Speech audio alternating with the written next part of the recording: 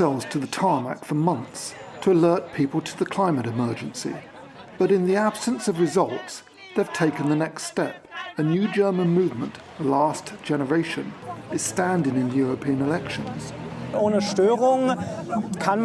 Without disruption, we can't draw attention to the climate issue. And for us, it has become essential to disrupt Parliament too.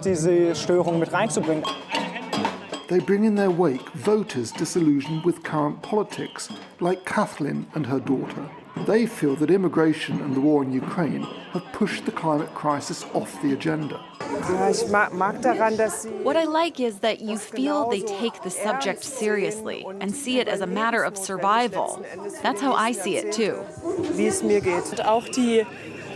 All the parties that should be defending this cause have let us down. It's hard to decide who to vote for. After their historic showing in 2019, when they took over 20% of the vote, this election promises to be more complicated for the Greens, who are now part of Germany's government. The most important message for the final stretch of the campaign: take this election seriously. The Greens get a bad press. Many Germans hold them responsible for soaring electricity prices.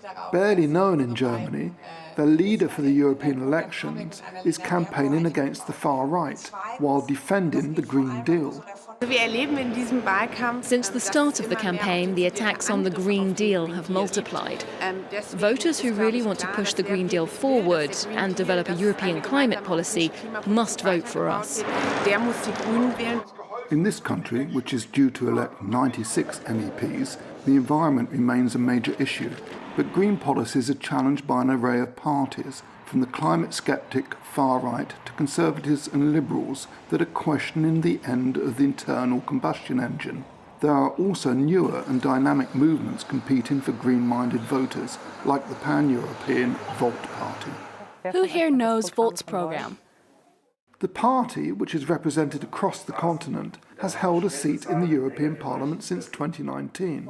In Berlin, their candidate is holding a series of open days. Their aim, to win 5 seats and become an alternative to the Greens. A worldwide Fund for Nature study has shown that Volt supported 100% of all climate votes in Parliament, against only 90% for the Green Party. And voters are starting to realize this.